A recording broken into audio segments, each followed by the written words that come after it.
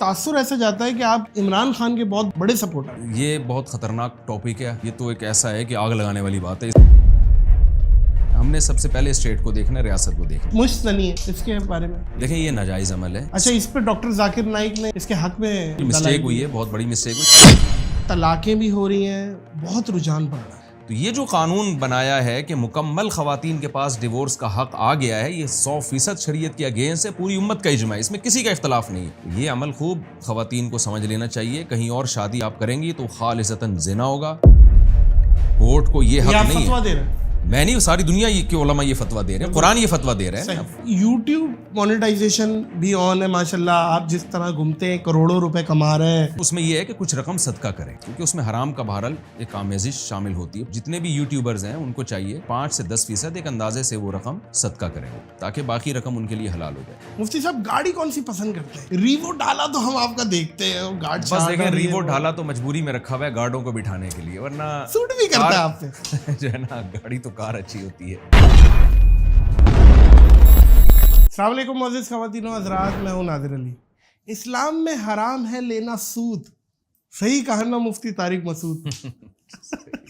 بات صحیح ہے. یہ آپ کا اپنا شعر ہے. یہ کافی ملا ہے میں نے مسعود اور یہ اس طریقے کا. سود پہ ہی آتے ہیں. جی جی. سود کتنا بڑا گناہ ہے. مطلب اللہ نے تو کہا ہے نا, اللہ کے رسول کے ساتھ جنگ ہے جی, اور یہاں پہ اس کو بڑے اچھے ناموں سے پیش کیا جاتا ہے. انٹرسٹ ہے اور یہ ہے وہ ہے, پتہ نہیں کیا کیا چیز ہے. جی سود پہ دیکھیں, سود ایک ایسا جرم ہے, جیسے کچھ عبادتیں ایسی ہیں نا جو پچھلی امتوں میں بھی فرض کی گئیں. روزے کے بارے میں قرآن میں آتا ہے کتب علیکم الصیام کما کتب علی الذین من قبلکم, تم پر روزے فرض ہیں اور تم سے پہلی امتوں پر بھی. تو اسے پتہ چلتا ہے روزہ اللہ کو اتنا محبوب ہے کہ ہر امت پہ فرض کیا. اسی طرح کچھ گناہ ایسے ہیں جو تمام امتوں میں حرام تھے. صحیح. تو سود کی حرمت یہودیوں پہ بھی حرام تھی. وَأَخْذِهِمُ الرِّبَا وَقَدْ نُهُوا عَنْهُ. قرآن کہتا ہے یہودیوں نے ایک بہت بڑا جرم کیا کہ سود لینا شروع کیا, جبکہ ان کو سود سے روکا گیا تھا. تو اس سے پتہ چلتا ہے کہ یہ بھی ہر امت میں اللہ نے اس کو حرام قرار دیا. اور قرآن میں اس کے لیے کتنی واضح آیت ہے, الذین یأکلون الربا لا یقومون الا کما یقوم الذی یتخبطہ الشیطان من المس. اتنا سخت عذاب ہوگا قیامت کے دن سود خور, وہ ایسے بوکھلایا ہوا ہوگا جیسے کسی پر جنات اور شیاطین کے اثرات ہوتے ہیں اور حواس باختہ ہو جاتے. اور یا ایھا الذین آمنوا اتقوا اللہ وذروا ما بقی من الربا. ایمان والو اللہ سے ڈرو اور سودی لین دین چھوڑ دو. کیوں؟ اگر تم نہیں لین دین چھوڑتے فاذنوا بحرب من اللہ ورسولہ, تو اللہ اس کے رسول کا تمہارے خلاف اعلان جنگ. تو بہت بڑا جرم ہے, اور احادیث میں تو اس پر اتنی شدید وعیدیں ہیں کہ زنا سے بھی بدتر ہے یہ. تو نام آپ اچھے دے دیں. جی جی, اس سے کچھ نہیں ہوتا. اس میں تو بس یہی بات ہے کہ جو لوگ اس چیز کو تھوڑا سا بھی کر رہے ہیں نا, شرم کریں. شدید وعیدیں جو بتائی ہیں نا, مطلب اللہ نے کہہ دیا جنگ ہے تو بس جنگ لڑنی ہے. حدیث میں آتا ہے نبی صلی اللہ علیہ وسلم نے فرمایا, صحیح ہے مسلم کی حدیث ہے, کہ سود کی وجہ سے 4 لوگوں پر اللہ کی لعنت ہوتی ہے. سود لینے والا, دینے والا, اس کے معاملات کو لکھنے والا, اور اس پر گواہ بننے والا. واہ واہ. کسی بھی طرح سے اس میں تعاون ہو تو یہ ایسے ہی. اچھا مفتی صاحب, ابھی آپ کی ایک ویڈیو میرے نظر سے گزری, تو آپ کرائے کی گھر کی بڑی تعریفیں کر رہے ہیں, اور آپ بتا رہے ہیں فیسلٹیز کے کرائے کے گھر میں اگر کرائے پہ آپ رہو تو. لیکن لوگ برعکس کرتے ہیں, پیسے جوڑ رہے ہیں, ساری زندگی پیسے جوڑے, پیسے بچا رہے ہیں, اچھا نہیں کھا رہے ہیں, کچھ بھی نہیں کر رہے ہیں, نہ اچھی سواری لے رہے ہیں, بس گھر لے لیں کسی طریقے سے, 4 دیواری کر لیں, روکھا سوکھا کھا لیں گے, چٹنی سے کھا لیں گے. ایک یہ سوچ ہے. تو آپ کرائے کے گھر کے بڑے حامی ہیں. میرے نا بیان لوگ کٹ کر کے چلاتے ہیں, پوری بات کرتے نہیں. میں اب ذاتی گھر کے خلاف نہیں ہوں. نہیں ہے. کرائے پہ بھی اگر آپ گھر لیں گے تو کسی کا ذاتی گھر ہی ہوگا نا.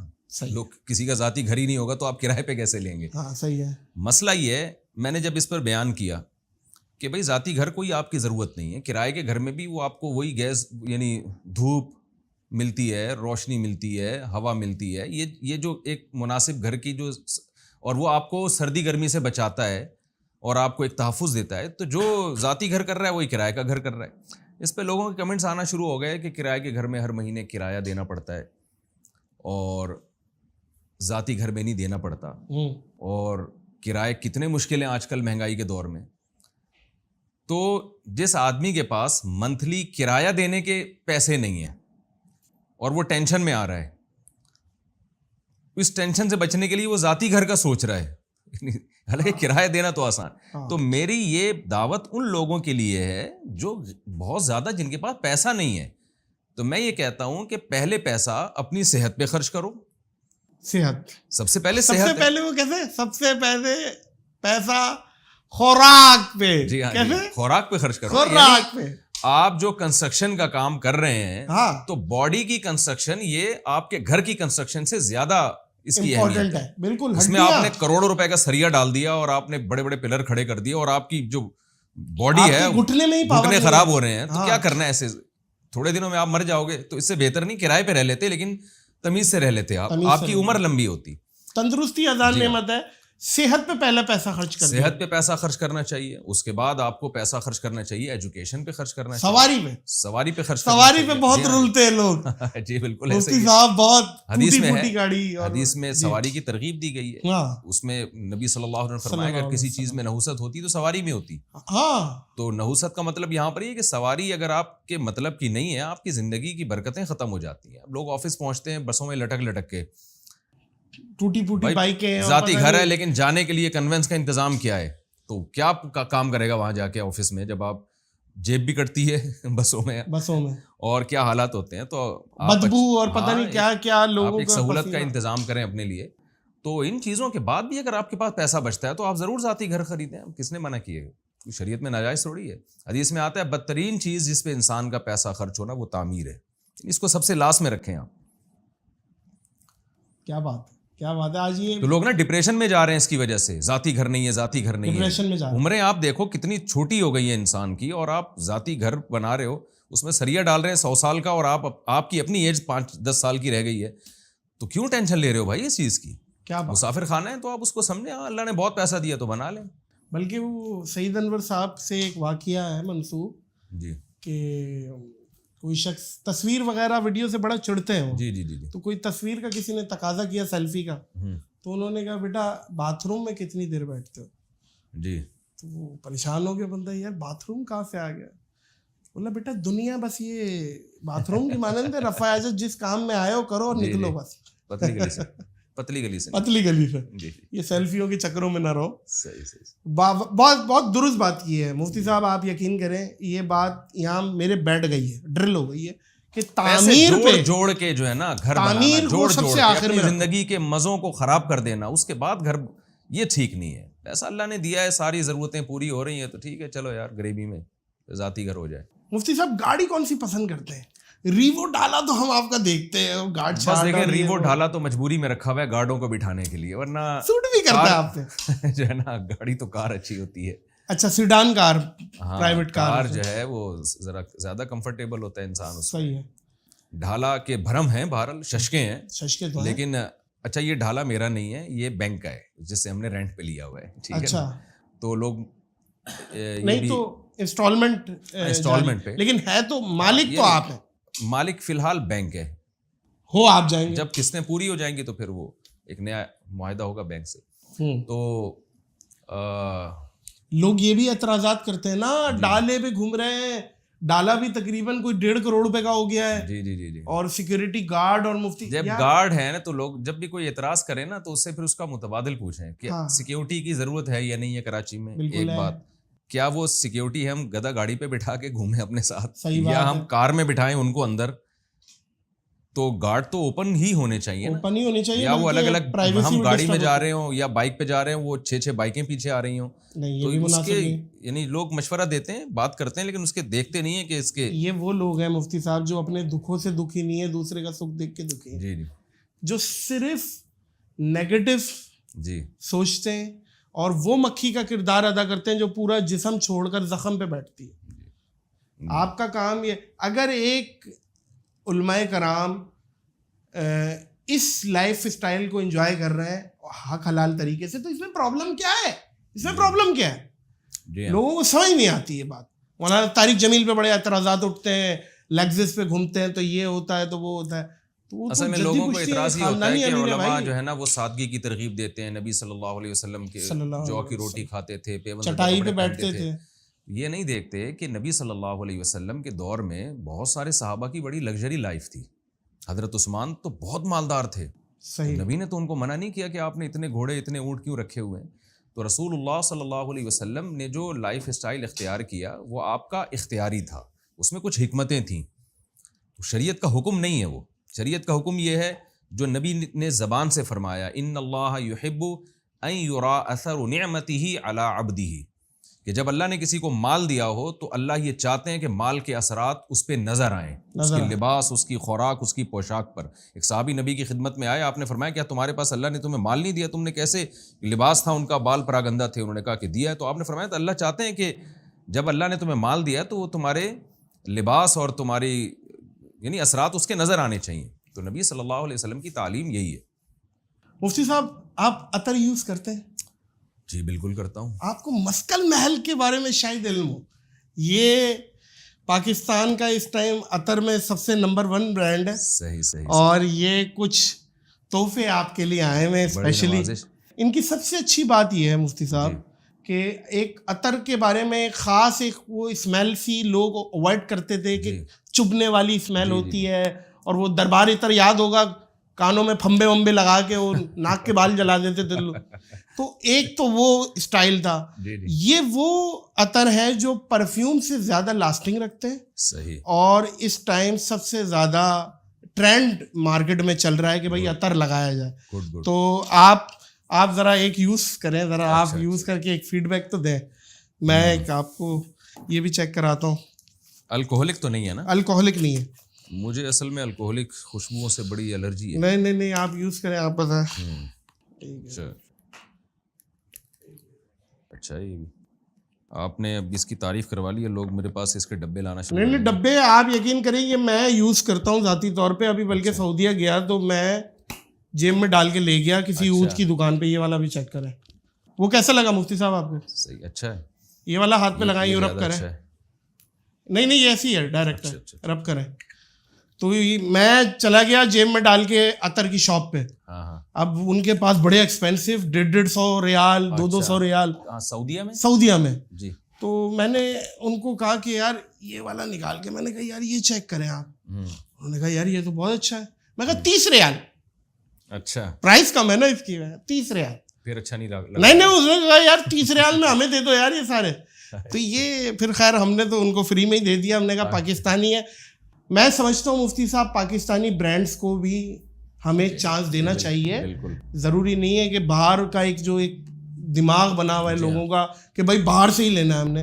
آپ اپنے برانڈ کو جو اچھا کر رہے ہیں انہیں سپورٹ کریں, انہیں چانس دیں. کیا خیال ہے؟ بالکل. یہ مفتی صاحب یہ آپ کے تحفے جو آپ نے لے کے جانے, اور مسکل محل کو آپ نے گن کے 4 دیے ہیں. کچھ اس میں مصلحت لگ رہی ہے. اچھا یہ 3 ہے, 4 ہیں. یہ آ گیا. ٹھیک ہو گیا جی. یہ آپ کے میں نے یہاں پہ رکھ دیے مفتی صاحب. سمجھے نہیں بات. اچھا خیر. اچھا کیا 4؟ میں نے کہا آپ نے گن کے 4 ڈبے دیے ہیں اور 4 شادیوں کی بات کرتے ہیں آپ. کیا بات ہے. اسی پہ لے کے آؤں گا میں. 4 شادیاں آپ نے جتنی پروموٹ کی ہیں جی, پاکستان میں کوئی ایسا شخص ہے نہیں جس نے اتنا پروموٹ کیا ہو 4 شادیوں کو. بلکہ ہمیں پتہ چلا ہے کہ اس پہ آپ کے بیان پہ بھی پابندی لگی ہے ایک دفعہ. 4 شادیوں کی وجہ سے آپ نے کہیں کر دیا تھا. انہوں نے کہا یار یہ کیا بھائی پابندی ہے آپ پہ. وہ کیا ہے, وہ ذرا واقعہ. دیکھیں یہ 2004 میں نا اس پہ میں نے بات کرنا شروع کی تھی کہ میں دیکھتا تھا کہ خاندان میں بھی, اور چونکہ میں مدرسے سے فارغ ہوا تھا, مسجد میں نماز بھی پڑھاتا تھا, تدریس بھی کرتا تھا, لوگ مسائل لے کے آتے تھے. ہر دوسرے گھر کا مسئلہ کہ بچی کی شادی نہیں ہو رہی, بیٹی کے رشتے کے لیے دعا کریں. جبکہ ہم عرب میں دیکھتے تھے کہ وہاں کبھی ایسا نہیں ہوتا کہ بچی کی شادی کے لیے کوئی رابطہ کرتا ہو علماء سے.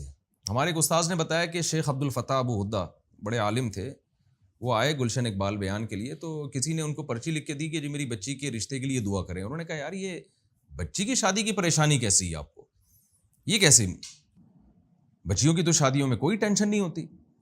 پھر ہم نے سیرت کا مطالعہ کیا, مجھے نہیں کہیں کوئی حدیث ملی کہ کوئی صحابی نبی کی خدمت میں آئے ہو کہ میری بچی کے لیے دعا کریں, کوئی اچھا رشتہ ہو مل جائے.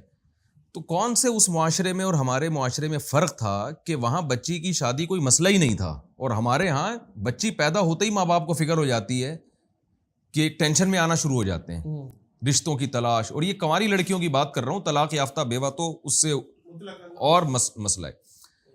تو میں اس نتیجے تک پہنچا کہ سپلائی اور ڈیمانڈ کا جو اصول ہے نا, کہ جتنی اللہ نے مرد میں عورت کی ڈیمانڈ رکھی ہے, اسلام دین فطرت ہے, فطرت اللہ التی فطر الناس علیہ, اسلام اور نیچر ایک ہی چیز کے دو نام ہے. مرد کی نیچر ہے زیادہ بیویاں رکھنا, اللہ عورت پیدا کرے گا, اور تعداد میں بھی شاید مرد کم ہیں عورتیں زیادہ.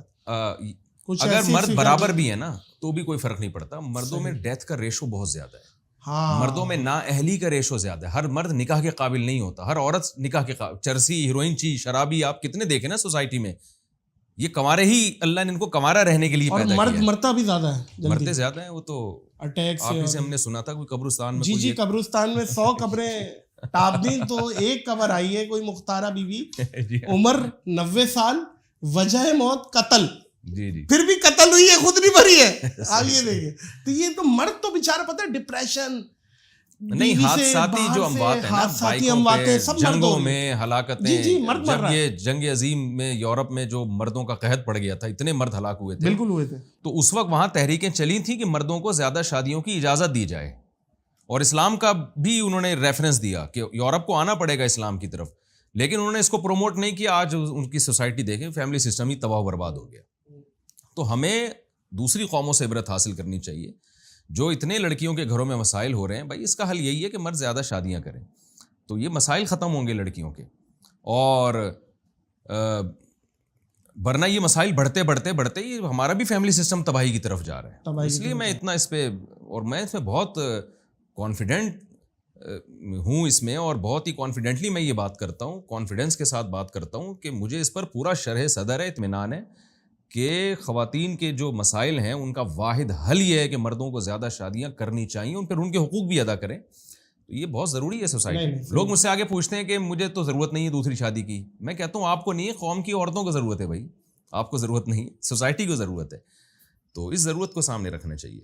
اچھا مفتی صاحب, ایک نیا فتنہ سا ایک آج کل سوشل میڈیا پہ چل رہا ہے, غریبوں, اور گالیاں دے رہا ہے غریبوں کو بلا وجہ نا, مطلب ایک سمجھانے کا ایک طریقہ ہے جی. اور میں نے دیکھا پچھلے دنوں وہ آپ سے بھی الجھ گیا ہے بلا وجہ نا, آپ کے خلاف ویڈیوز بنا رہا, اور یہ میں نے اس کی ہلکی سی دیکھی, کون آدمی ہے اور آپ کیوں بلا وجہ. دیکھیں بہت عرصے سے وہ اس طرح کی باتیں کر رہے ہیں, میں تو لفٹ نہیں کراتا تھا, لیکن جب بہت زیادہ ہو گیا نا, تو ریسنٹلی ایک صاحب نے بے روزگاری میں خودکشی کی ہے. قطر گیا, جاب نہیں ملی, ادھر ادھر تلاش کیا, آن لائن بھی بزنس کی کوشش کی, نہیں کر سکا بزنس, ڈپریشن میں آ کے اپنے آپ کو جان سے مار دیا اس نے. تو یہ جو صاحب غریبوں کو گالیاں دے رہے ہیں نا, اس سے اصلاح نہیں ہو رہی. موٹیویشن کا یہ ایک ایسا طریقہ ہے جس سے غریب ڈپریشن میں جائے گا, موٹیویشن احساس کمتری میں جائے گا. ایک تو غریب ہے, آپ اس کو اوپر سے بغیرت بھی کہہ رہے ہیں. موٹیویشن کا وہ طریقہ جو اسلام نے بتایا ہے, المؤمن القوی احب الی اللہ من المؤمن الضعیف. نبی نے فرمایا طاقتور مومن کمزور سے اللہ کو زیادہ محبوب ہے. تو طاقت کی کوشش کرو. طاقت جسمانی لحاظ سے بھی ہوتی ہے, اکنامیکلی بھی انسان کو مضبوط ہونا چاہیے. ساتھ ساتھ یہ بھی بتا دیا کہ رزق کے خزانے اللہ کے ہاتھ میں, جس کے لیے چاہتا ہے رزق بڑھا دیتا ہے, جس کے لیے چاہتا ہے یقبض تنگ کر دیتا ہے. یہ اللہ کی تقسیم ہے. تو تم نے کوشش کرنی ہے. جیسے صحت اللہ کی نعمت ہے, لیکن ہر آدمی صحت چاہتا ہے. کیا ہر ایک کو صحت ملتی ہے؟ ایوب علیہ السلام صحت چاہتے تھے, پھر بھی ساری زندگی بیماریوں میں گزری, پھر بھی کامیاب ہیں. تو آپ چاہیں دولت کی کوشش کریں, ہم بھی لوگوں کو موٹیویٹ کرتے ہیں. اور آپ یہ حدیث یاد کرائیں کہ رسول اللہ نے کہا صلی اللہ علیہ وسلم کہ میری امت کے اکثریت غریب ہیں جو جنت میں جائیں گے. جی بالکل ایسے ہی ہے. بات یہ ہے نبی نے تو تسلیاں دی ہیں غربا کو, مساکین کو. آپ نے فرمایا کہ اللہ مجھے مسکینوں میں میرا حشر کرنا قیامت کے دن. تو آپ صلی اللہ علیہ وسلم تو غریبوں کو موٹیویٹ کر رہے ہیں. اور قرآن کہہ رہا ہے وَاصْبِرْ نَفْسَكَ مَعَ الَّذِينَ يَدْعُونَ رَبَّهُمْ بِالْغَدَاةِ وَالْعَشِيِّ يُرِيدُونَ وَجْهَهُ. کہ اے نبی ان مسکینوں غریبوں کے ساتھ اپنے آپ کو بٹھائیں جو صبح و شام اللہ کو پکارتے ہیں, کیونکہ مشرکین ان کو تانے دیتے تھے کہ یہ اگر حق پر ہیں تو یہ غریب کیوں ہیں. مشرکین عبداللہ بن مسعود, حضرت ابو ہریرہ, ان لوگوں کو تانے دیتے تھے, ہاں اصحاب صفا کو, کہ یہ غریب لوگ ہیں, تو یہ اگر یہ عقل مند ہوتے تو پیسہ کیوں نہیں ہے ان کے پاس, ہمارے پاس عقل ہے, ہم نے پیسہ کمایا. تو قرآن نے کہا کہ آپ نے ان غریبوں کو چھوڑنا نہیں ہے, آپ نے ان کے ساتھ بیٹھنا ہے. تو یہ جو موٹیویشن کا طریقہ ہے. اور پھر یہ بھی ہے کہ جو اس طرح کی بڑی بڑی باتیں کرتے ہیں نا, غریبوں کو نیچا دکھاتے ہیں, تو مشاہدہ یہ ہے, تجربہ یہ ہے کہ اللہ کی طرف سے ان کو سزا ملتی ہے. 2 منٹ لگتے ہیں, اللہ کی نظر ہٹ گئی نا تو یہ انسان جو ہے وہ جھونپڑے میں آ جاتا ہے اور جھونپڑے کے قابل بھی نہیں رہتا, روڈ پہ آ جاتا اور ہے. مجھے تو فرسٹ ہینڈ نالج ہے, میں کیا بولوں, کچھ مجھے میرے کولیگس نے بتایا کہ وہ بندہ ہے نہیں اتنا جتنا وہ اپنے آپ کو دکھا رہا ہے. ایک تو پہلی چیز تو یہ ہے, اتنا ایک وہ کریکٹر کر رہا ہے کہ بھائی وہ میں اتنا مالدار ہوں, ہے نہیں ایسا. اور اگر وہ ہے بھی تو بھائی تیرا پیسہ ہے, تو جانے دوسرے کو کیوں ڈسٹرب کر. ہمارے یونیورسٹیز کے بچے احساس کمتری کا شکار ہو گئے یار, اور اس کی گالیوں سے انسپائر ہو رہے ہیں. میرا بھانجا یونیورسٹی میں پڑھتا ہے, ہاں, اس نے مجھے بہت دفعہ آ کے بتایا کہ لڑکے ڈپریشن میں جا رہے ہیں, ڈپریشن میں جا رہے ہیں اس وجہ سے. پہلے ہی پاکستان کے حالات آپ دیکھیں کیا چل رہے ہیں, اوپر سے آپ ان کو تسلیاں دینے کے بجائے اور ڈپریشن میں گالیاں دے کے. تو موٹیویشن, میں اکثر کہتا ہوں there are two types of غریبs, there are two types of غریبوں کی دو قسمیں, ایک سستی کاہلی کی وجہ سے غریب ہوتے ہیں, صحیح ہے, ایک حالات کی وجہ سے قدرت ساتھ. یہ انگریزوں میں بھی ہوتے ہیں, ایسا نہیں ہے. سعودی عرب میں غریب ہیں, حالانکہ اتنا مالدار ملک ہے, اربوں میں وہاں آپ کو غریب ملیں گے. تو یہ اللہ کی تقسیم ہے بھائی, اس پہ اتنا زیادہ. مفتی صاحب اپنے عقل کا ماتم کرے آدمی. ہمارا معاشرے میں بھی یہ ہو گیا ہے کہ جو جتنی بڑی گاڑی میں آئے گا وہ اتنا بڑا انٹلیکچوئل ہے. جی, اس کا تعلق ہی نہیں ہے نا یار, پیسے کا تعلق ہے ہی نہیں نا. کوئی پیسے والا ہے یا پیسہ اچھا ارن کر رہا ہے تو وہ اتنا عقل مند ہے. سب سے زیادہ ویلیو نالج کی ہونی چاہیے, نالج, علم, صحت. اچھا بہت سے ایسے امیر ہیں جو بیچارے سلیپنگ پلس کھا کے روزانہ سوتے ہیں, استما اور پتہ نہیں کون کون سی بیماری لاحق ہے. اچھا آپ, میں ایک بات کاٹ رہا ہوں آپ کی. حضرت علی رضی اللہ تعالیٰ عنہ وہ مساکین میں آپ کا شمار ہوتا تھا, لیکن علم میں حضرت علی کا مقام بہت سارے صحابہ سے بہت آگے ہے. حضرت علی کا شعر ہے کہ رضینا قسمت الجباری فینا, اللہ نے جو ہمیں تقسیم کیا نا, ہم اللہ اس تقسیم پہ راضی ہیں. تو کیا تقسیم کی اللہ نے؟ لنا علم وللجہال مالو, اللہ نے بہت سے کم علم لوگوں کو پیسہ دیا, ہمیں علم دیا, تو ہم اس تقسیم پہ خوش ہیں. فإن المال يفنى عن قریب, مال عن قریب ختم ہو جاتا ہے. وإن العلم يبقى لا يزال, اور علم ہمیشہ قائم رہتا ہے. تو یہ بھی ایک موٹیویشن کا طریقہ ہے کہ مال سے زیادہ حضرت علی, سیدنا علی رضی اللہ تعالیٰ عنہ وہ فوکس کر رہے ہیں علم کو. تو یہ لوگ جاہل لوگوں کو بے غیرت کیوں نہیں کہتے, جن کے پاس نالج نہیں ہے؟ یہ کم علم لوگوں کو گالیاں کیوں نہیں دیتے موٹیویشن کے لیے؟ اس کو بھی نہیں دینی چاہیے, ویسے دینی تو اس کو بھی نہیں چاہیے, لیکن ایک مثال بات ہے, صحیح بات. دولت میں علم تو بڑی دولت ہے نا. اور میں ایک بات یہ معزز خواتین و حضرات میں بولنا چاہوں گا کہ کامیابی یا جو وہ دولت سے نہیں ہے, وہ انر سیٹسفیکشن کا نام ہے. اگر آپ اندر سے خوش نہیں ہیں تو آپ جتنا بھی پیسے والے ہیں آپ خوش نہیں رہ سکتے یار. جی جی, اقنا بما رزقک اللہ تکن اغنى الناس, نبی صلی اللہ علیہ وسلم نے فرمایا جو اللہ نے تمہیں دے دیا اس پہ قناعت کرو تو تم سب سے زیادہ مالدار ہو جاؤ. واہ واہ, جو حاصل ہے اسے قبول کر لو. جو حاصل ہے اس کو سمجھو کہ یہ اللہ کا دیا بہت کچھ ہے, تو تم سب سے زیادہ مالدار ہو گئے. واہ, کیا کہنا. اچھا مفتی صاحب, کمنگ ٹو دا 4 شادیاں اگین, اور طلاقیں بھی ہو رہی ہیں, بہت رجحان بڑھ رہا ہے. طلاقوں کی بہت ساری وجہ ہیں. جی, کوئی مردانہ کمزوری کی کسی کو پرابلم ہے, اس کی بنیاد پہ طلاق ہو گئی ہے. فائنینشلی ہسبینڈ کرائسس میں ہے تو پیچھے سے سسرال والوں نے دیکھا کہ نہیں کر پا رہا, جی جی لے لو. یہ بھی پیسہ بھی بہت بڑی وجہ ہے. جی, پھر اس کے بعد آج کل کورٹ پہ میں آؤں گا کہ کورٹ یہ جو خلا دے رہا ہے, جی, اس کی شریعت میں کیا دیکھیں یہ جنرل مشرف نے بہت ہی غلط ایک اقدام کیا تھا, اپنی آمریت کا ایک ناجائز فائدہ اٹھا کے لا بنا دیا کہ عورت جب بھی کورٹ میں جائے گی, کوئی معقول ریزن ہو یا نہ ہو, جج پابند ہے اس کو خلا کی ڈگری دینے پر. اس سے یہ زنا کا دروازہ کھل گیا.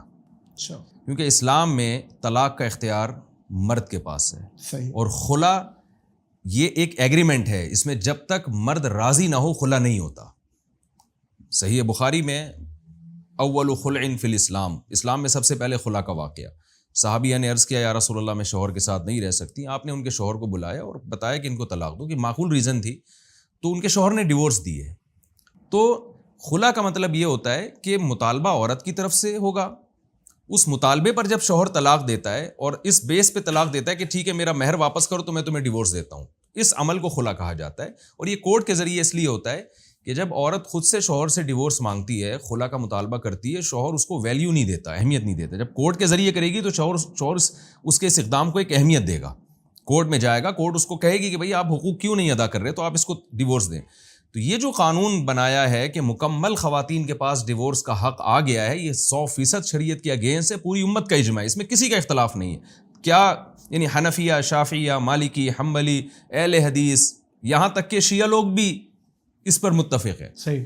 تو 1400 سال میں نا امت میں کوئی بھی ایک کوئی معتد بھی عالم مجتہد ایسا نہیں گزرا, کوئی صحابی, تابعین یا کوئی حدیث میں ہمیں نہیں ملتا کہ عورت کو یک طرفہ خلا کا حق اسلام نے دیا ہو. ہاں, فسخ نکاح ہوتا ہے, وہ ان صورتوں میں ہوتا ہے جہاں شوہر کی طرف سے واضح ظلم ہو رہا ہو, تو عورت عدالت میں ثابت کرے گی کہ ظلم ہو رہا ہے, پھر عدالت اس کا نکاح ختم کر سکتی ہے. اور ظلم کی بھی ایک خاص نوعیت ہے, اس پہ میں کئی دفعہ بیان کر چکا ہوں. لیکن یہ جو عدالتوں میں کیا ہے کہ عورت گئی اور نہیں رہنا میں نے اس مرد کے ساتھ, عدالت کہتی ہے ٹھیک ہے, تو یہ عمل خوب خواتین کو سمجھ لینا چاہیے. کہیں اور شادی آپ کریں گی تو خالصتاً زنا ہوگا, اس کی شریعت میں بالکل اجازت نہیں ہے. تو کورٹ کو یہ حق نہیں ہے. میں نہیں, ساری دنیا کے علماء یہ فتویٰ دے رہے ہیں, قرآن یہ فتویٰ دے رہے ہیں. فلا جناح علیہما فیما افتدت بھی, قرآن نے جو خلا کے آیات بیان کی ہیں اس میں افتدا کا لفظ ہے. فلا جناح علیہما, دونوں پر کوئی حرج نہیں ہے کہ وہ آپس میں رضامندی کر لیں. فدیہ یعنی فدیہ سے مراد ہے مہر شوہر واپس لے کے اس کو چھوڑ دے, تو یہ دونوں کی رضامندی سے. طلاق لمن اخذ بالساق, حدیث میں آتا ہے کہ طلاق کا حق, نکاح ختم کرنے کا حق مرد کے پاس ہے. او یعفو الذی بیدہ عقدۃ النکاح, قرآن کہتا ہے مہر اگر چھوڑ دے وہ شخص جس کے ہاتھ میں نکاح کی چابی ہے نکاح ختم کرنے کی, تو وہ مرد ہے.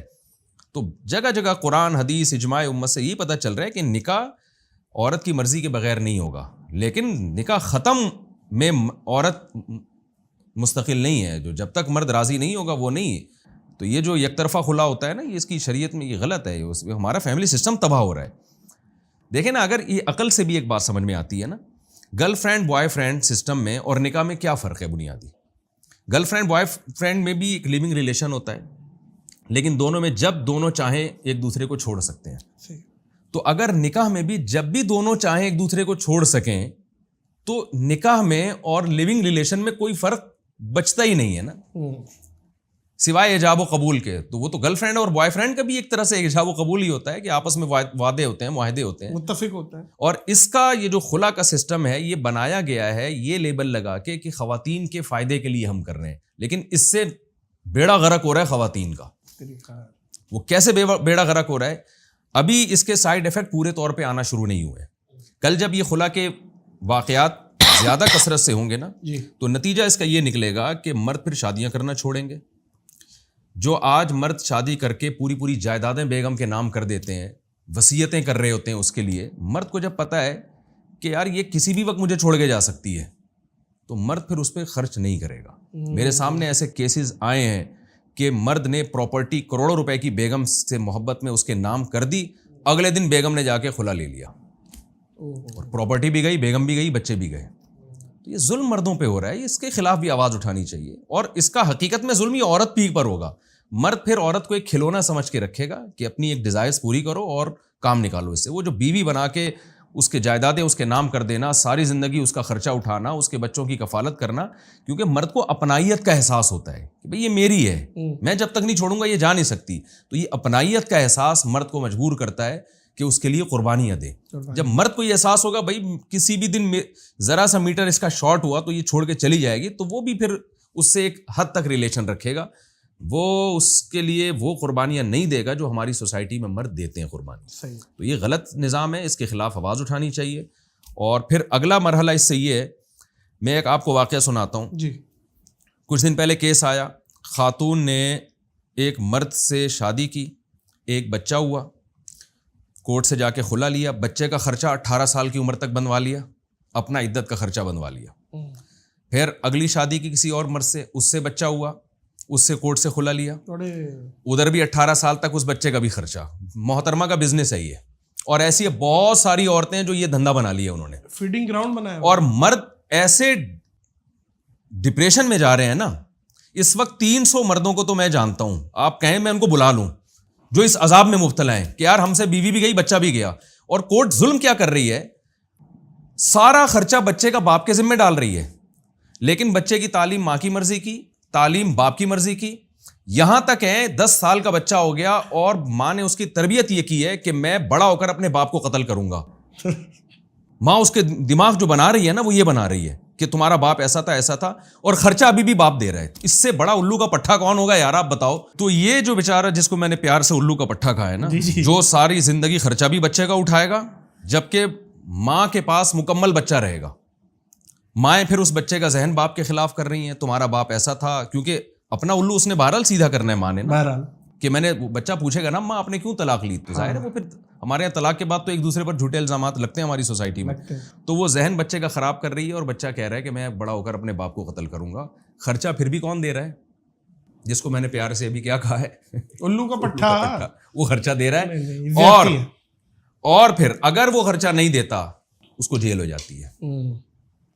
تو یار یہ آپ خواتین کے حقوق کے نام پہ مردوں کے ساتھ کیا زیادتی کر رہے ہیں. لیکن میں بتا رہا ہوں اس میں زیادتی کل عورت کے ساتھ ہوگی.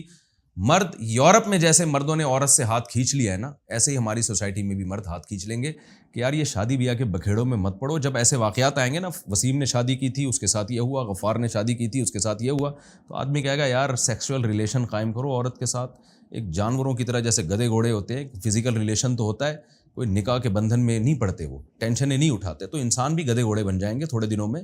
تو ہماری عدالتوں کو خوف کرنا چاہیے, ہماری اسمبلیوں کو اس پہ آواز اٹھانی چاہیے کہ یہ جو زنا کا دروازہ عدالتی خلا کے نام پہ بدکاریوں کا دروازہ عدالتوں نے کھول دیا ہے, اس دروازے کو بند کیا جائے. میں آخری بات اس میں ایک جملہ کہوں گا کہ ججز جو خواتین کو طلاق دیتے ہیں ان سے میں یہ اپیل کروں گا کہ آپ صرف اپنی بیوی کو طلاق دے سکتے ہیں, آپ دوسروں کی بیویوں کو طلاق دینے کا آپ کے پاس کوئی رائٹ نہیں ہے. تمام آسمانی مذاہب میں, یہ یہودیت میں بھی ہے, عیسائیت میں بھی اور اسلام میں بھی ہے. تو جج صرف اپنی بیوی کو ڈیورس دے سکتا ہے, کسی اور کی بیوی کو ڈیورس دینے کا حق جج کے پاس نہیں ہے, سوائے چند صورتوں کے جہاں واقعی ظلم ہو رہا ہو. جہاں ظلم ہو رہا ہے تو وہاں تو ہم بھی اس کے قائل ہیں کہ بھائی فسخ نکاح کا راستہ آپ کے پاس ہے, لیکن جہاں ظلم ہو اور عورت اس ظلم کو ثابت کرے. خواتین یہ بھی کہتی ہیں اگر ہمارے پاس گواہ نہیں ہم ظلم کیسے ثابت کریں. تو دیکھیں دنیا میں کوئی بھی جرم دلیل کے بغیر نہیں ہوتا. یہ تو ایسے کوئی بھی کسی پہ الزام لگا دے فلاں چور ہے, تو دلیل کے بغیر تو نہیں. عدالتوں میں تو کوئی نہ دلیل سنی جاتی ہے, نہ بس عدالت پوچھتی ہے آپ نے رہنا ہی نہیں رہنا. تو شادی ہوئی, اب وہی بات ہے, تھوڑا سا مرد بے روزگار ہو گیا تو کسی نے پیسوں کی آفر دی, وہاں چلی گئی. تو یہ غلط ہو رہا ہے. نہیں مفتی صاحب یہ بہت بڑا پوائنٹ آپ نے. اچھا میں سوری بات کاٹ رہا ہوں آپ کی, میں مانتا ہوں کہ بہت سے مرد ظالم ہیں, تو ہم ان کو سپورٹ نہیں کر رہے ہیں, بالکل صحیح بات. لیکن یہ جو آپ نے اس ظلم کو روکنے کے لیے چوپٹ دروازہ کھول دیا ہے نا, نکاح کو ختم کرنے کا مکمل حق دے دیا ہے, اکارڈنگ ٹو اسلام یہ زنا کا دروازہ کھولنے کے علاوہ اس کا کوئی مطلب نہیں ہے. تو آپ چھوڑ دیں اسلام کو. بھائی میں تو جب خواتین پوچھتی ہیں نا کہ ہم نے کورٹ سے خلا لیا, اور جب ہم ان کے ڈاکومنٹس پڑھتے ہیں تو ہم کہتے ہیں تو کوئی معقول وجہ نہیں بنتی یہاں خلا کی, کوئی ایسی ریزن نہیں ہے خلا کی. تو وہ کہتی ہیں نہیں میں نہیں رہنا. تو میں ان سے کہتا ہوں آپ اسلام چھوڑ دو, آپ یہ وصیت کرو مجھے مسلمانوں کے قبرستان میں دفن نہ کیا جائے.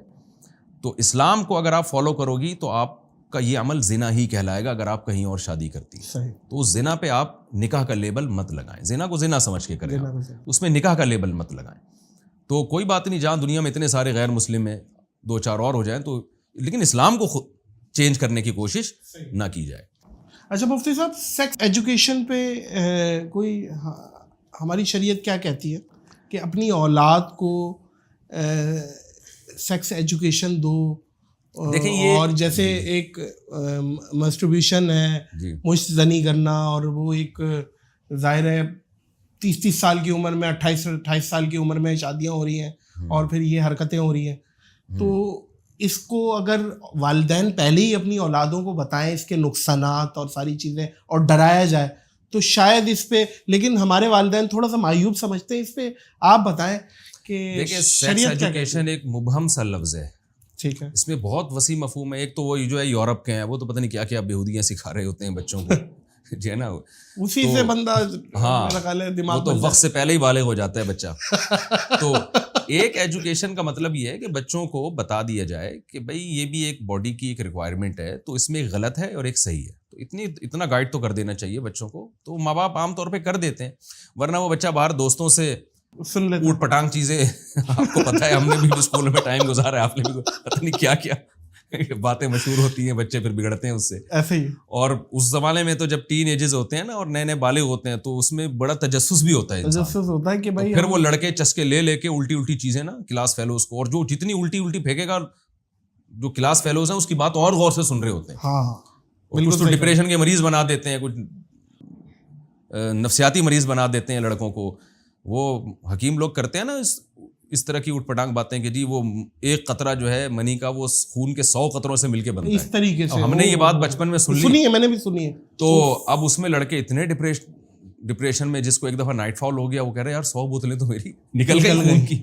تو وہ اس طرح کی چیزیں, یہ پھر یہ بھی غلط العام ہے. ہاں, تو اس میں یہ ہے کہ اس طرح کی چیزیں تو بہرحال گائیڈ کرنی چاہیے بچوں کو, لیکن اس سے آگے جو ایک لمٹ کراس کرنا, جو سیکس ایجوکیشن کے نام پہ بےہودگی پھیلائی جا رہی ہے. بےہودگی نہیں, اچھا یہ پھر یہ جو مشت زنی ہے, جی جی, اس کے بارے میں دیکھیں یہ ناجائز عمل ہے, ناجائز حرام عمل ہے. جی جی. اچھا, اس پہ ڈاکٹر ذاکر نائک نے اس کے حق میں مسٹیک ہوئی ہے, بہت بڑی مسٹیک ہوئی. اصل میں وہ ڈاکٹر بھی ہیں, ساتھ ڈاکٹر بھی ہیں. تو ڈاکٹر جو بہت سے ڈاکٹر اس کو پروموٹ کرتے ہیں, کہتے ہیں یہ اسٹریس کا علاج ہے, ڈپریشن کا علاج ہے. حالانکہ یہ اسٹریس بڑھاتا ہے یہ عمل. یہ ایسا ہی ہے جیسے آپ اسٹریس میں تھے اور آپ نے چرس پی لی تو اسٹریس ختم ہو گئی, ٹھیک ہے, تو اس کے بعد تھوڑی دیر کے بعد آپ کو اسٹریس اور بڑھے گی, دوبارہ پینی پڑے گی. آپ اس کا حل یہ تھا اس اسٹریس پہ کنٹرول کریں, تو آپ کا پھر بار بار دماغ ادھر نہیں جائے گا. صحیح ہے. تو نوجوانوں میں ایک ڈیزائر پیدا ہوتی ہیں, شادی وادی کرتے نہیں وہ, تو اس طرح سے اسٹریس ختم کرتے ہیں. تو اسٹریس ختم نہیں ہوتی, پھر بار بار ان کو چاہت ہوتی ہے, بار بار چاہت ہوتی ہے, تو اس سے وہ مینٹلی بھی ڈسٹرب ہوتے ہیں اور فزیکلی بھی ان کی باڈی کے لیے نقصان دہ. میں یہ بتاتا چلوں کہ ہمارے یہاں پاکستان میں ڈاکٹر اس کو پروموٹ کر رہے ہیں اور کہتے ہیں اس کا باڈی کو کوئی نقصان نہیں ہے, تو یہ بات غلط ہے. آپ ڈاکٹروں کی ریسرچ سنیں, بہت سے ڈاکٹر اس کو کہتے ہیں کہ یہ نقصان دہ ہے. ہر چیز کی زیادتی نقصان دہ, بالکل ایسے. تو یہ نقصان دہ عمل ہے, بالکل ایسے. تو اس لیے چند ڈاکٹروں کی کبھی تحقیق نہ. انڈیا میں بہت سے ڈاکٹر ہیں جو اس کی بہت خلاف ہیں, ان کی بڑی ریسرچ ہے کہ اس سے آپ کی صحت, آپ کے جسم کی پروٹینز آیا ہوتے ہیں, اور خاص طور پہ جو ٹین ایجز لڑکے ہیں 13 سال سے لے کے 18 سال, جس میں آپ کے جسم کی گروتھ ہو رہی ہے, تو اس میں آپ یہ کام کرنا شروع کر دیں, مینٹلی تو بہت ہی ڈسٹرب ہوتے ہیں. دیکھیں لوط علیہ الصلوۃ والسلام کی قوم لڑکوں سے بدفعلی کرتی تھی. فزیکلی کیا کوئی نقصان تھا ان کو؟ ظاہر کوئی نقصان نہیں تھا, لیکن مینٹلی کتنا بڑا نقصان ہوا کہ نکاح میں ان کی رغبت ختم ہو گئی. لوط علیہ السلام نے کہا عورت سے نکاح کرو, نے کہا ہمیں رغبت ہی نہیں ہے, تو وہاں وہ نامرد ہو گئے کہ نہیں ہو گئے؟ تو اللہ نے آپ کے لیے عورت کو پیدا کیا, عورت کے لیے مرد کو پیدا کیا, آپ کوئی تیسرا راستہ اختیار کرتے ہو تو ظاہر ہے پھر جو نیچرل ہے وہ اس میں ڈسٹربنس پیدا ہوگی, وہ ہو نہیں سکتا کہ اس میں ڈسٹربنس نہ ہو. تو اس لیے جو نیچر نے جو راستہ بتایا ہے وہ اپنی خواہش پوری کرنے کا یہی راستہ بتایا ہے کہ مرد اور عورت کو ایک دوسرے کے لیے پیدا کیا گیا, تو نکاح کی تلاش کریں, اور جب تک نکاح نہیں ہوتا حدیث میں ہے کہ روزہ رکھیں. اگر ہینڈ پریکٹس کی اسلام میں تھوڑی سی بھی گنجائش ہوتی نا, تو حضرت عثمان ابن مظعون رضی اللہ تعالیٰ عنہ فرماتے ہیں کہ میں نے نبی صلی اللہ علیہ وسلم سے پوچھا کہ ہم سفر میں ہوتے ہیں اور ہم سے اپنی بیویوں سے دوری برداشت نہیں ہوتی, تو آپ ہمیں اجازت دیں کہ زنا سے بچنے کے لیے ہم اپنے آپ کو خصی کر لیں تاکہ یہ خواہش ہی ہمیشہ کے لیے ختم ہو جائے. تو آپ نے فرمایا نہیں. اگر ہینڈ پریکٹس کی اجازت ہوتی تو سید الانبیاء ذرا سا اشارہ کر دیتے کہ ایک صحابی جو اپنے آپ کو مردانہ قوت ہی ختم کرنے کے لیے تیار ہیں, اتنے ڈسٹرب ہیں, تو ان کے لیے آسان راستہ نہیں تھا کہ وہ اس طرح سے اپنی خواہش پوری کر لیں. لیکن نبی صلی اللہ علیہ وسلم نے اس کی اجازت نہیں, فرمایا تزوجو, نکاح کرو تم.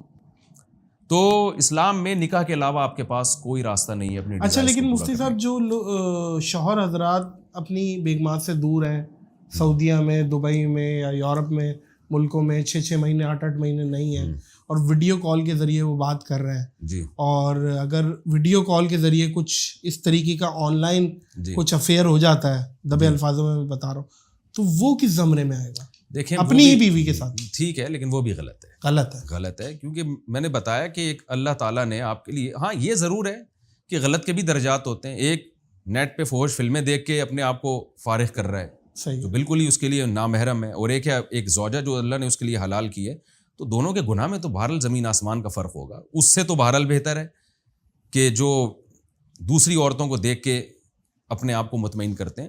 لیکن 6 مہینے بیویوں سے دور رہتے کیوں ہیں؟ قرآن مجید میں اللہ تعالیٰ نے وَصَاحِبَتِهِ وَبَنِيهِ, بیوی کو نا صاحبہ سے تعبیر کیا. صاحبہ کا معنی ساتھ رہنے والی. کسی رشتے کے لیے اللہ نے یہ لفظ استعمال نہیں کیا. تو اس لیے میں تو لڑکوں سے کہتا ہوں جب تمہاری شادی ہو گئی نا تو یہ صاحبہ بن گئی ہے. صاحبہ کا مطلب اب یہ چپک گئی ہے تمہارے ساتھ. اب جہاں جاؤ گے نا, تو کراچی میں ایک لفظ سے بات ہے نا, پھلترو کی طرح چپک جانا, اب یہ تمہارے ساتھ چپک گئی ہے. اب تم کہیں بھی جاؤ اس کو لے کے جاؤ. حتی الامکان کوشش کریں کہ جب آپ جاب کرتے ہیں تو ساتھ لے کے تو کم میں گزارا کر لیں, لیکن بیگم کے بغیر نہ رہیں آپ. خاندانی آدمی جہاں بھی جاتا ہے نا کوشش بیغم کرتا ہے بیغم ہو جاتا ہے, بیگم کے ساتھ جائے, بیغم اور بیغم, اس پہ بھی ظلم ہے نا, اس پہ اس بھی پہ بھی تو ظلم ہے کہ وہ نکاح کر کے آپ کے یہاں آئی ہے اس لیے تھوڑی آئی ہے. اور پھر جو 6 مہینے سال گھر سے باہر رہتے ہیں, پھر ریٹائرمنٹ کے بعد گھر آتے ہیں, وہ 60 سال کے بعد جب گھر آتے ہیں تو کیا فائدہ یار, اس عورت پہ آپ نے کتنا ظلم کیا, وہ ساری زندگی آپ اس سے دور رہے ہیں, تو غلط ہے, یہ زیادتی ہے.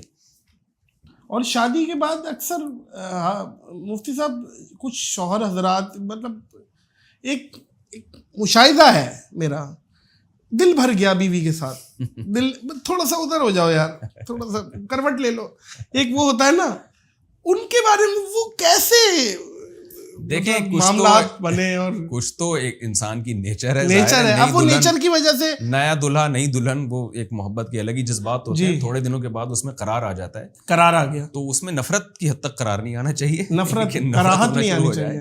باقی یہ تو ظاہر ہے ٹائم گزرنے کے اس میں ساتھ. ویسے لیکن اس میں ایک بات بیگمات ہے, کو بھی میں ریکویسٹ کروں گا, آپ کا شوہر سارا دن تھک کے آ رہا ہے, آپ تارا میرے کا تیل لگا کے سر پہ بیٹھی ہوئی ہے یار, خدا کی قسم ارنڈی کا تیل لگایا ہوا ہے, ناک کے بال جلا دیے ہسبینڈ کے آپ نے, وہ بولے گی یار میں خدا کی قسم گھر میں ماسی جو آ رہی ہے اس کے پاس سے جو بو آ رہی ہے اس سے زیادہ آپ کے پاس سے آ رہی ہے. آپ نے اپنا خیال نہیں رکھا ہوا صفائی کا, معاملات کا, نان.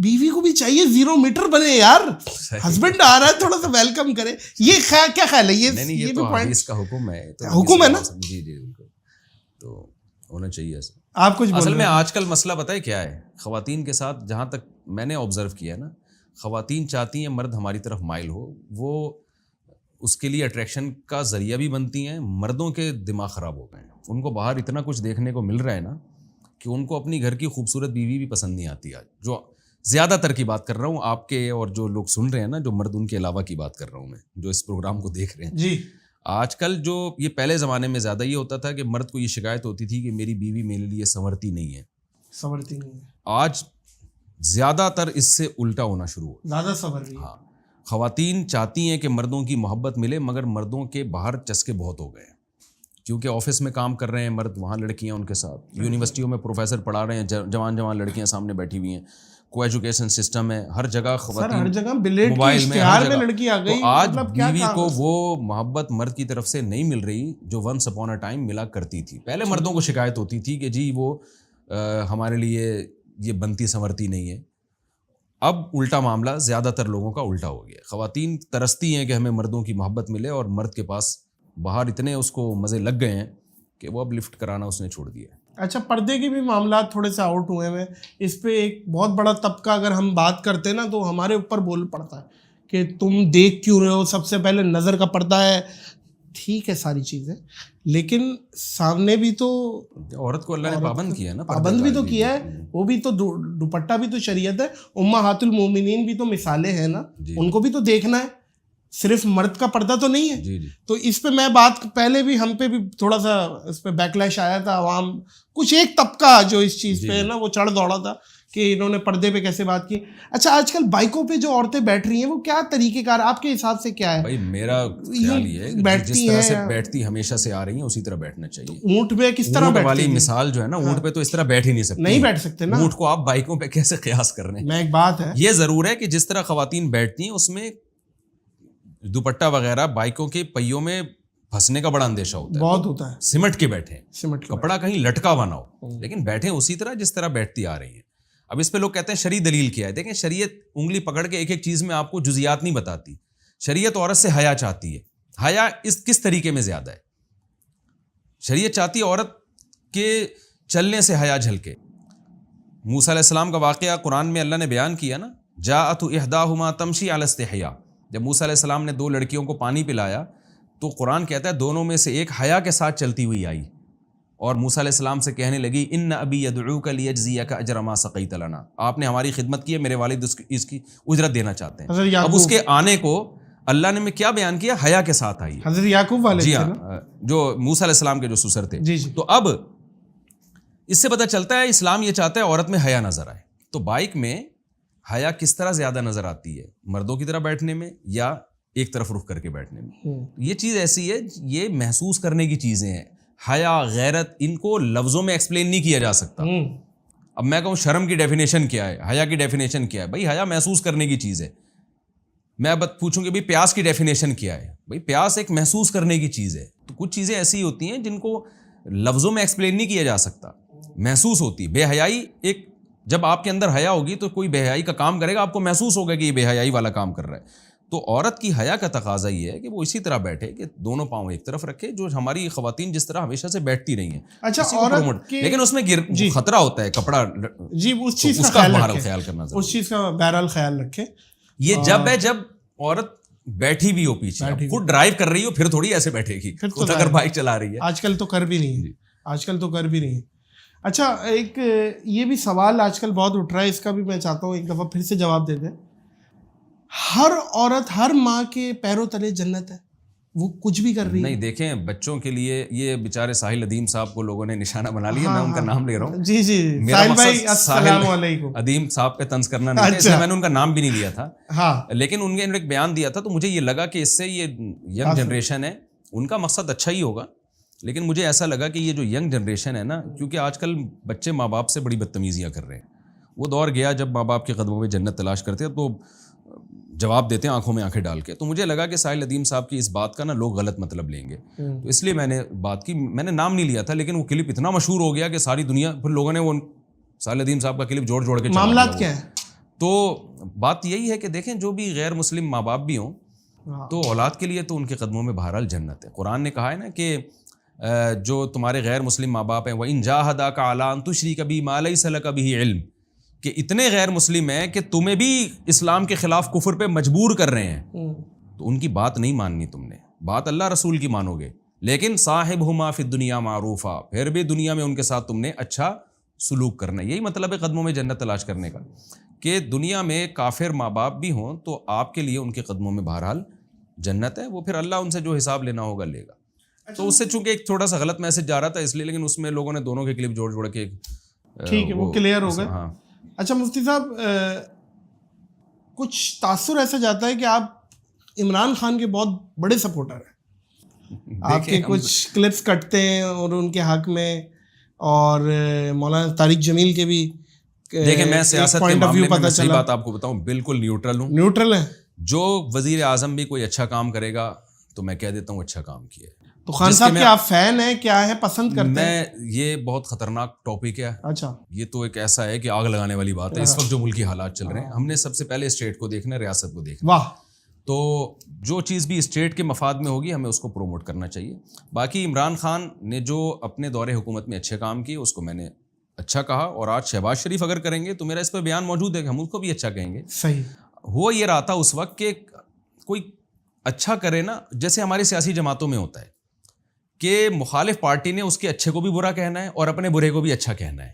یہ سسٹم ہماری سوسائٹی میں چل رہا ہے. تو لوگوں کو ایک میسج دینا تھا کہ بھائی جو اچھا کرے اس کو اچھا کہنا چاہیے, اچھا کہنا چاہیے, اس کے کام کو اچھا کہنا چاہیے. بندے کو اچھا کہنا نہ کہنا یہ بہت مشکل کام ہے. یہ تو بہت, آپ نے کسی کے ساتھ سفر کیا اور طویل زندگی گزاری ہو, لیکن اتنا تو انسان گارنٹی لے سکتا ہے نا کہ جب کوئی اچھا کام ہو رہا ہو تو اس کو دوبارہ اپریشیٹ کرنا چاہیے. اچھا ڈاکٹر ذاکر نائک پہ ابھی ہم بات کر رہے تھے, تو وہ ملیشیا شفٹ ہو گئے. آپ کے حساب سے ملیشیا تھوڑا سا اسکرین سے آف نہیں ہو گیا؟ ڈاکٹر ذاکر نائک صاحب کو اللہ ان کی عمر, جتنے بڑے بڑے ان کے مجمع ہوتے تھے اور وہ جلسے ہوتے تھے, ڈاکٹر ذاکر نائک کے ساتھ تو بہت ظلم زیادتی ہوئی ہے. لیکن ڈاکٹر صاحب کو شاید کسی نے صحیح مشورہ نہیں دیا. ڈاکٹر صاحب کو پاکستان آنا چاہیے تھا. یار نہ کرے مفتی صاحب. دیکھیں یہاں سیکیورٹی کے مسائل ہیں, میں مانتا ہوں, لیکن ہم نہیں رہتے یہاں پہ, ہمارے لیے مسائل نہیں ہیں. تو آپ سیکیورٹی ٹائٹ رکھیں. بائی برتھ یہیں کے نا, یہاں ڈاکٹر صاحب کو ایسی سیکیورٹی ملتی, لوگ جان دینے کے لیے ڈاکٹر صاحب پہ تیار ہو جاتے. بہت فالو, کوئی بال نہیں ان کا انشاءاللہ کچھ بیکا کر سکتا تھا. اچھا ان کو یہاں آنا چاہیے. بالکل 100%, کیونکہ پاکستان میں جس قدر آزادی سے ڈاکٹر صاحب اپنی اسپیچز کرتے, دنیا کے کسی کنٹری میں آپ اس کا تصور نہیں کر سکتے.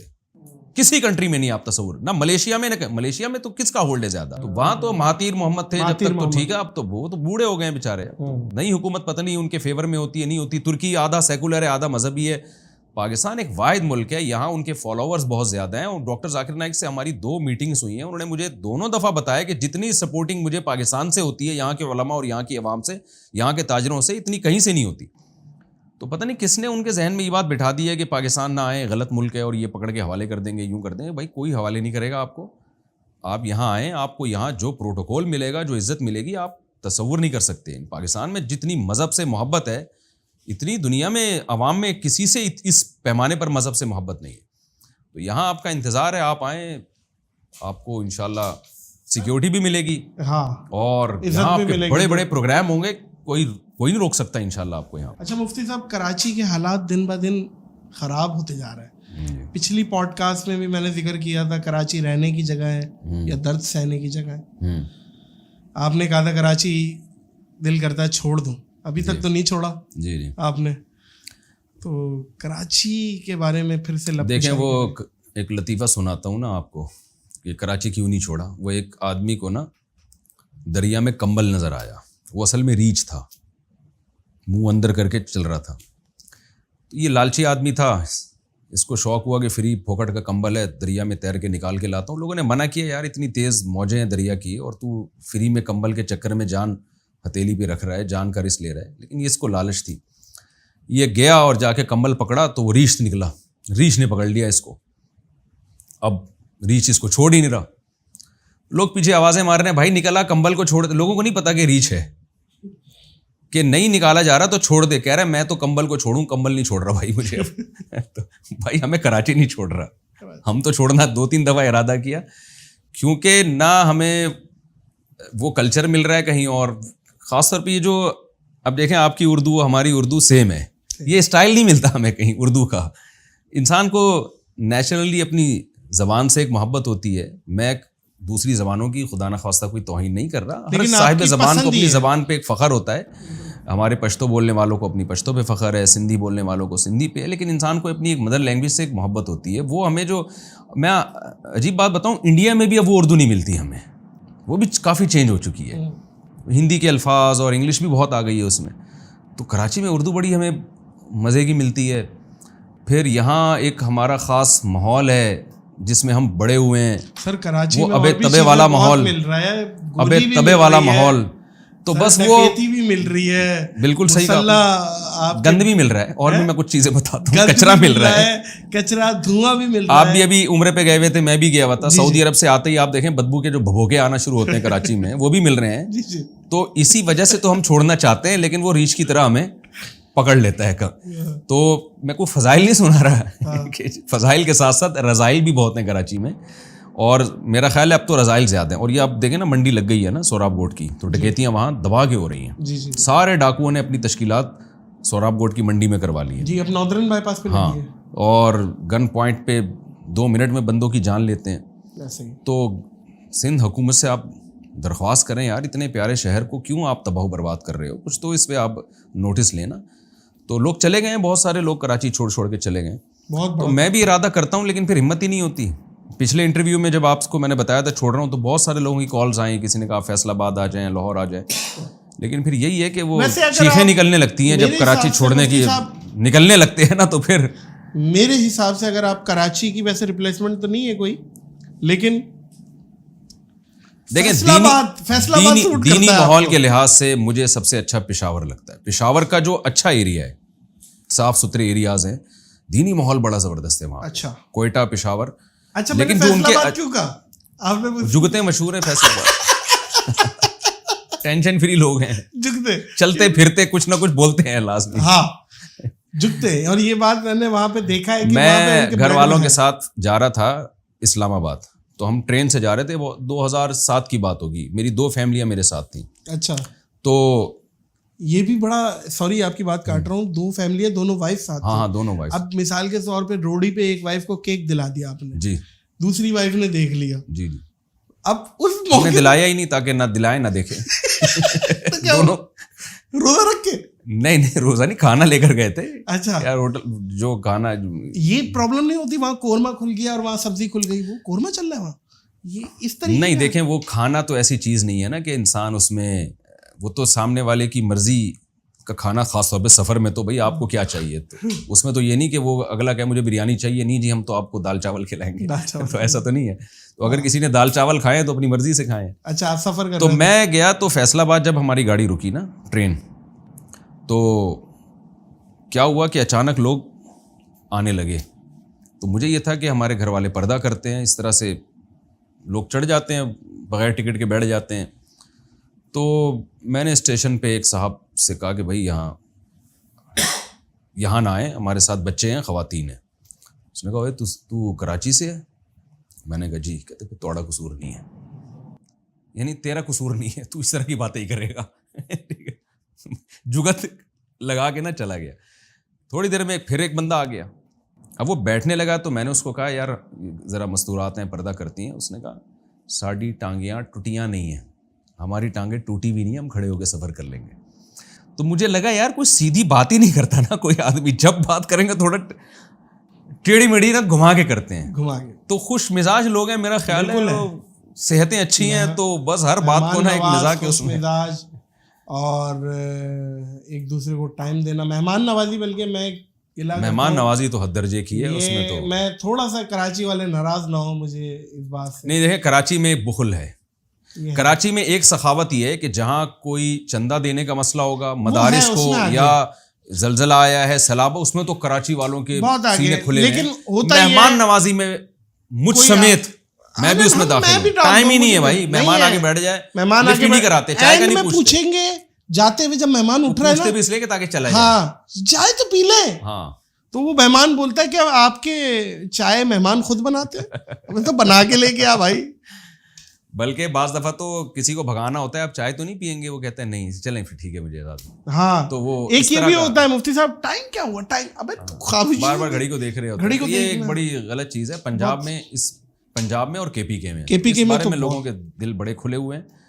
تو لیکن ویسے کراچی قربانی میں اور دینی کاموں پہ خرچ کرنے میں, اور جو کوئی بھی ڈیزاسٹر آتا ہے ہماری کنٹری میں, تو اس میں کراچی میرا خیال ہے سب سے آگے. اس میں تو کوئی دو رائے نہیں ہو سکتی. اچھا مفتی صاحب, یوٹیوب مونیٹائزیشن بھی آن ہے ماشاء اللہ. آپ جس طرح گھومتے ہیں ایک تاثر جاتا ہے کہ بھائی بڑے کروڑوں روپے کما رہے ہیں اور ارننگز ہو رہی ہیں اور یہ ہے تو وہ ہے, تو کیا ہے معاملات, وہ بھی تو بتائیں. یوٹیوب کا جو میرا چینل ہے نا, یہ مکمل امریکہ میں ایک کمپنی کے حوالے ہے جس کے اونر احمد طالب ہیں. ٹھیک ہے, تو یہ مکمل ان کے حوالے. مجھے مونیٹائزیشن کی اسپیلنگ بھی معلوم نہیں تھی, نہ مجھے یہ پتا تھا کہ یوٹیوب چینل ہوتا کیا ہے. میں سمپل جیسے بیان کرتا تھا اس طرح ہمیشہ سے کر رہا تھا. نہ میرے دل میں کبھی الحمدللہ اس پیسے کی لالچ آئی کہ میں نے اپنے بیانات سے کچھ کمانا ہے, نہ یوٹیوب کا کچھ مجھے پتا تھا.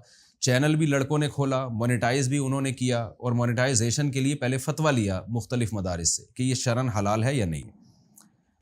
اچھا, میں نے اپنے چینل کی جب مونیٹائزیشن کے لیے انہوں نے فتویٰ لیا تو وہ فتویٰ میں نے نہیں لکھا, کیونکہ میں اپنے بارے میں خود فتویٰ نہیں دیتا, دوسروں کے بارے میں دیا. صحیح ہے.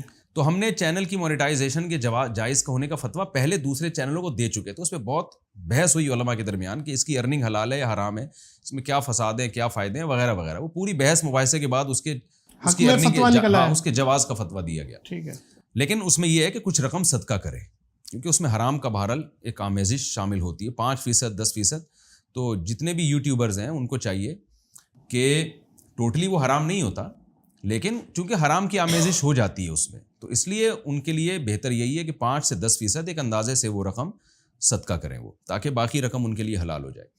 تو یہ چینل مونیٹائزیشن بھی ان کی طرف سے ہوئی, پیسے بھی امریکہ ہی میں ان کے اکاؤنٹ میں جاتے ہیں, تو وہاں سے وہ جتنے ہمارے لوگ کام کر رہے ہیں ان کی تنخواہیں بھی جاتی ہیں اور مجھے بھی بھیجتے ہیں وہ پیسے. تنخواہیں تو ٹھیک ٹھاک ہوں گی؟ ہاں ہماری تو اچھی خاصی. ملینز میں؟ نہیں ملینز میں تو نہیں ہے, لاکھوں میں, 6 سے 7 لاکھ روپے تنخواہوں میں جاتا ہے. صحیح.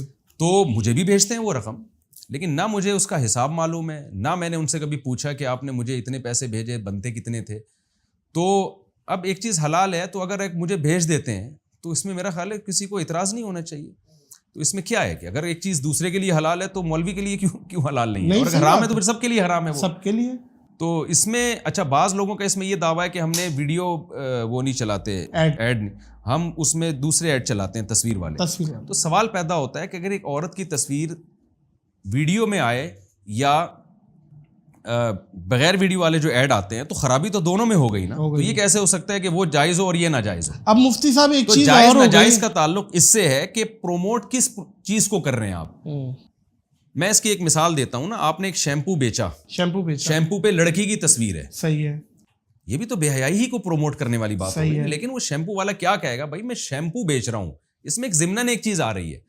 تو یہ جو آپ کو مونیٹائزیشن میں جو ایڈورٹائز کے پیسے ملتے ہیں, یہ ایڈورٹائز یہ جو ایڈورٹائزمنٹ ہے یہ لڑکیوں کی ایڈورٹائزمنٹ کے پیسے نہیں مل رہے ہوتے, اس پروڈکٹ کی ایڈورٹائزمنٹ کے پیسے مل رہے ہوتے ہیں. ہاں تو پروڈکٹ اگر جائز ہے تو اس کی ایڈورٹائزمنٹ کے پیسے بھی جائز ہیں. نہیں صحیح, پروڈکٹ ہی اگر حرام ہے, شراب کا ایڈ چل رہا ہے, اس کی ٹوٹلی ارننگ حرام ہے. ارننگ حرام ہے, صحیح. تو یہ جو دودھ کا ایڈ ہے, دودھ کا ایڈ ہے, علم میں لوگوں کی عمق نہیں ہے, گہرائی نہیں ہے. تو سرسری طور پر ایک چیز دیکھ لی تو وہ آپ نے ایک موبائل کی شاپ کرائے پر دی اپنے دوست کو, اس نے لڑکی کو لے جا کے بٹھا دیا, اس صحیح ہے, کیا ارننگ حرام ہو جائے گی؟ نہیں ہوگی, کیونکہ بیچ تو وہ موبائل رہی ہے نا. اس کو ویسے کہا جائے گا کہ یار لڑکی کے بجائے کسی بندے کو بٹھا دو, یا اگر لڑکی آتی ہے تو پراپر ڈریس میں بیٹھے, لیکن اس سے ارننگ آپ کی حرام نہیں ہو جائے گی. کیونکہ ارننگ جو خاتون جو بیچ رہی ہے موبائل, تو پیسے اس کو موبائل کے مل رہے ہیں اور آپ کو دکان کا کرایہ مل رہا ہے. ہاں, شراب اگر آپ اس میں بیچنا شروع کر دیں گے اس کی ارننگ بھی حرام ہو جائے گی اور رینٹ بھی حرام ہو جائے گا. تو یہ فرق ہے. یہ ایک سوال میں اکثر سوچتا ہوں آپ سے پوچھوں, لیکن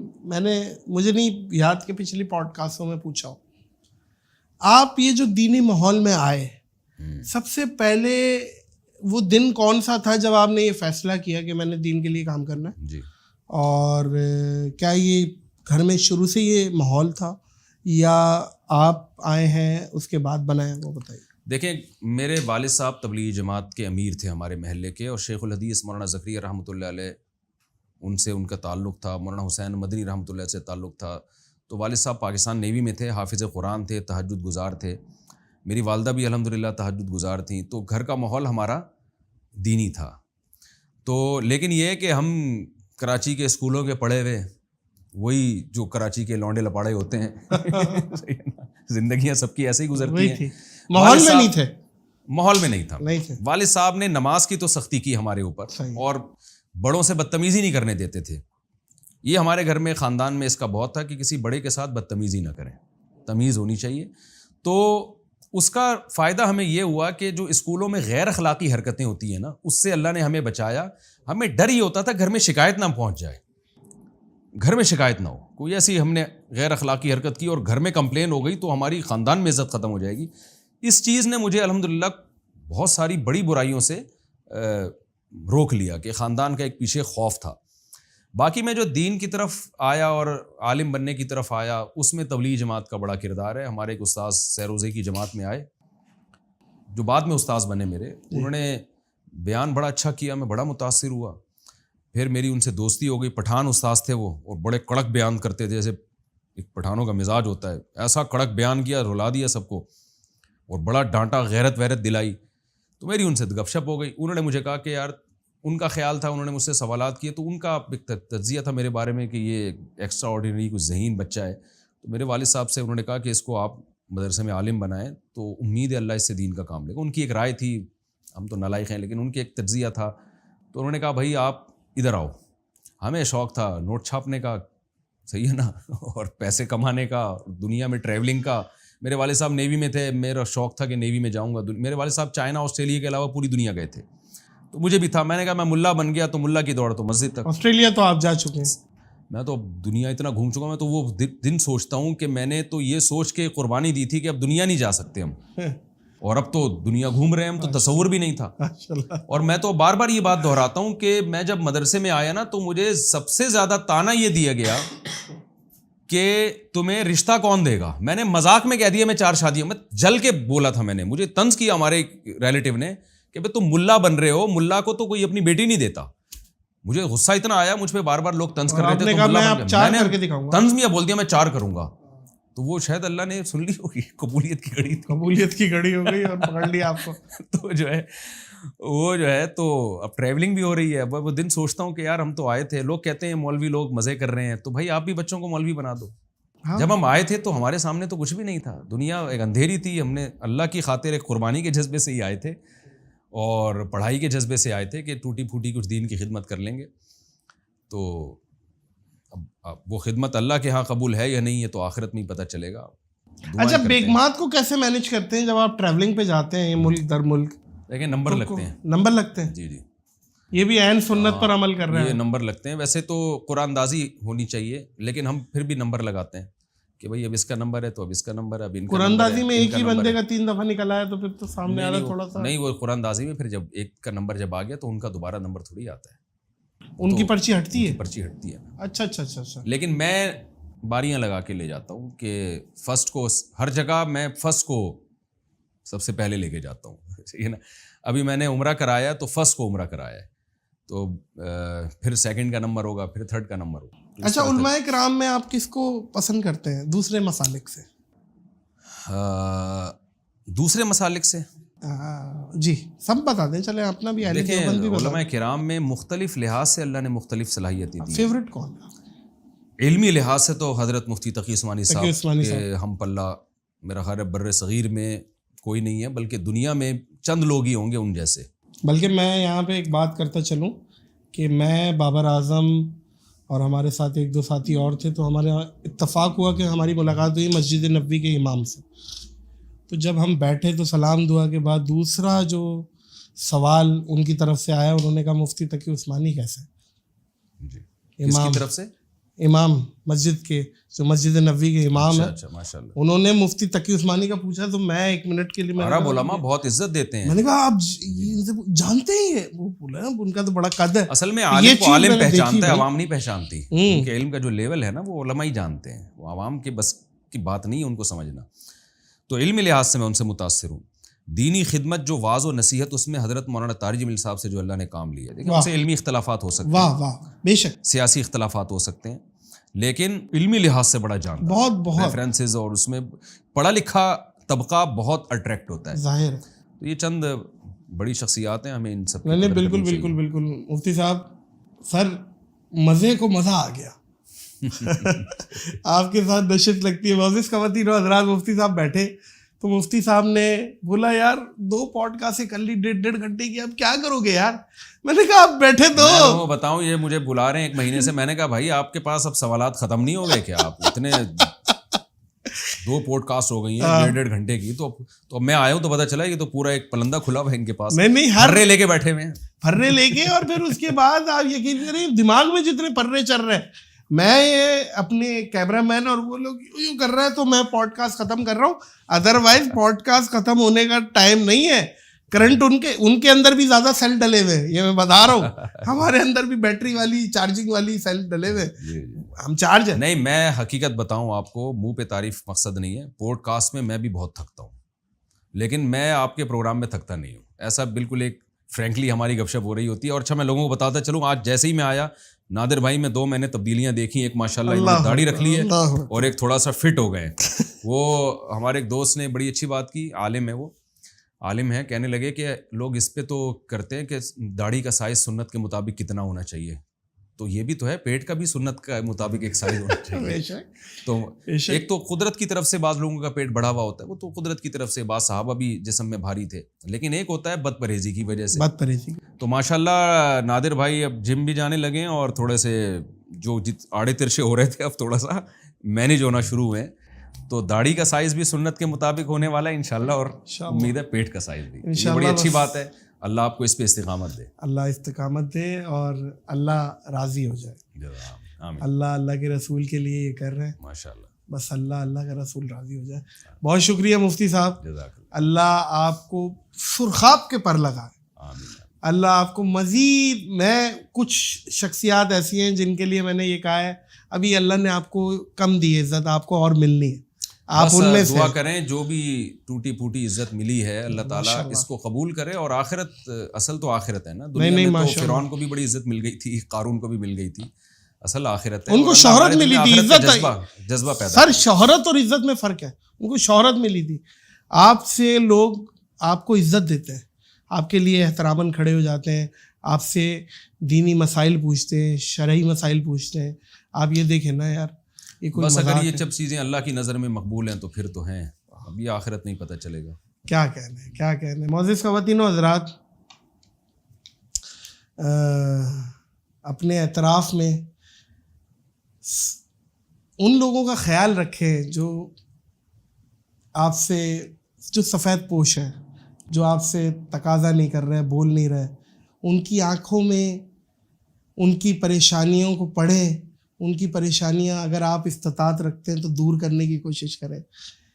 بس یہی میسیج ہے میرا, اور آج کی پوڈ کاسٹ کو اختتام کریں گے اس یقین اور اس اپنے پن کے ساتھ کہ اپنا اور دوسروں کا آپ لوگ بہت خیال رکھیں گے. مجھے اور مفتی طارق مسعود کو دیجیے اجازت. اللہ حافظ و ناصر.